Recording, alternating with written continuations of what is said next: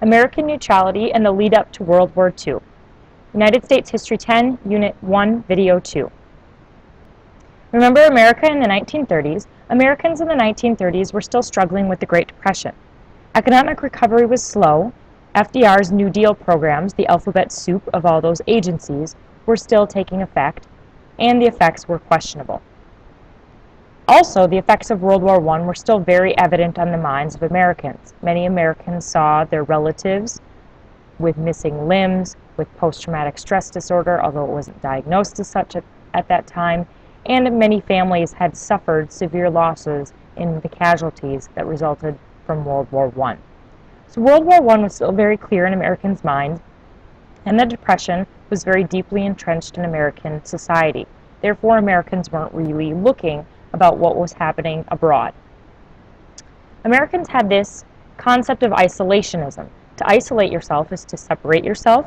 Americans believed that if they isolated themselves and they concentrated on their own affairs, that they would recover from the Great Depression. Somewhat similar to the Smoot-Hawley tariff, which was one of the causes of the Great Depression, Americans extended this isolationism to helping other nations. Keep the U.S. out of war was a button that was very popular in the late 1930s once the war began in Europe in September of 1939. So American sentiment was very much detached from its European counterparts. Europe in the 1930s. So if we go across the ocean real quick, we look at an economic crisis similar to the Great Depression. It was worse than our depression in some cases. In some cases, it wasn't felt as greatly. During the 1930s, Europe saw a number of dictatorships rise in countries that had suffered during World War I. Those countries are Germany with Hitler, Spain, and Italy. Those countries saw dictatorships or totalitarian takeovers or drastic change in their governments and their economies. Europe was not necessarily the most stable place in the world in the 1930s. Recovery was questionable. Were they recovering from World War I? Were these growing pains? Or were they setting the stage for yet another world war? Here we look at a map of Europe before World War I and after World War I. Before World War I, we can see giant countries such as Austria-Hungary taking up a large section of Europe, in addition to the USSR, which will later become Russia, and Germany. These are rather large countries. However, after World War I, we see a drastic change in the maps. The Austro-Hungarian Empire was broken up into several small countries, like Austria, Czechoslovakia, Hungary, and Yugoslavia. Also, Germany lost control of some of its eastern territory with the creation of the country of Poland. So the map of Europe from before World War I to after World War I, yes, it looks very different. However, redrawing the lines of countries does not necessarily mean that those countries or those peoples drawn in those new borders will indeed get along. So this sets up yet another stage for a war to be fought in Europe over territory and control of the people. The Neutrality Acts. Think about what it means to remain neutral. You stay out of a fight, you stay out of a drama. In the 1930s, the United States government enacted a series of laws designed to prevent the United States from becoming entangled in a foreign war by clearly stating the terms of what would be called the U.S. Neutrality Acts.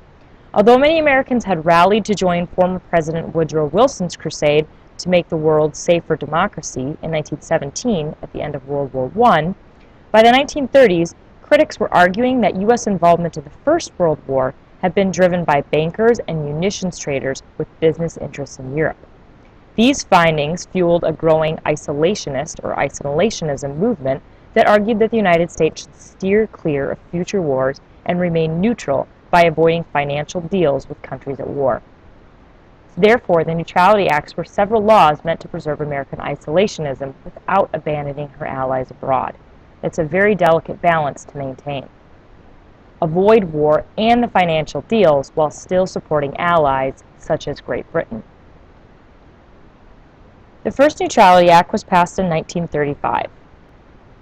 By the mid-1930s, events in Europe and Asia indicated that a new world war might soon erupt, and the U.S. Congress took action to enforce U.S. neutrality.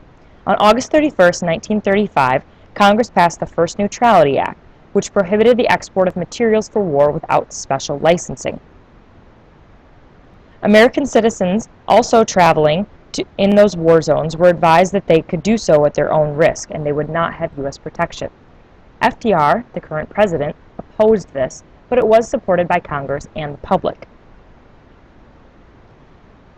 On February 29, 1936, Congress renewed the act until May of 1937 and prohibited Americans from extending any loans to nations at war.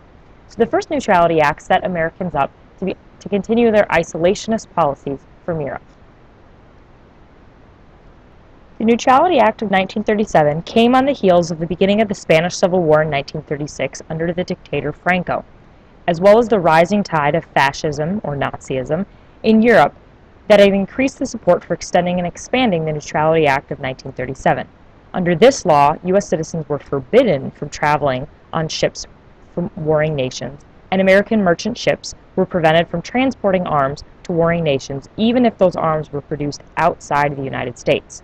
The act gave the President the authority to bar all ships from U.S. waters and to extend the export embargo to any additional materials or articles that could be used for war. Additionally, it forbid American merchant ships, so that's private ships owned by Americans, from transporting for these nations. It extended the embargo, but it did include this thing called cash and carry. It was one important concession to the President. Warring nations were allowed, at the discretion of the President, to acquire any items except arms from the United States, so long as they immediately paid for such items and carried them on non-American ships. This is the so-called cash and carry policy. You pay cash and then you carry it away. Since vital raw materials like oil were not considered implements of war, the cash and carry clause or policy would be quite valuable to whatever nation could make use of it. This is a very famous cartoon supporting U.S. neutrality or isolationism. This is basically Europe trying to pull the United States into war or off their perch of neutrality. The cash and carry policy, again, was where nations could purchase raw materials for cash, there were no loans allowed, and transport in their own ships. This mainly supported England and France. Those were the only two nations who at that point had the cash and the naval fleet in order to carry aid across the ocean to support themselves should war break out in Europe. Soon thereafter, World War II began. World War II officially began in 1937 when the Japanese invaded China, initiating World War II in the Pacific. Between 1937 and 1939, several other events would lead us to World War II. Germany would incorporate Austria, if you've seen Sound of Music, that happens in The Sound of Music. Germany, Italy, Great Britain, and France would sign a Munich Agreement that forces the Czechoslovak Republic to cede from a certain area of Germany, including key Czechoslovak defensive positions, into Nazi Germany. This policy of appeasement, or appeasing the Germans and the Japanese and the Italians, would lead us to finally the engagement of World War II, in September 1st, 1939, when Germany invaded Poland. Since Great Britain and France guaranteed the integrity of the borders of the Polish state, Britain and France had no choice but to declare war on Germany September 3rd, 1939.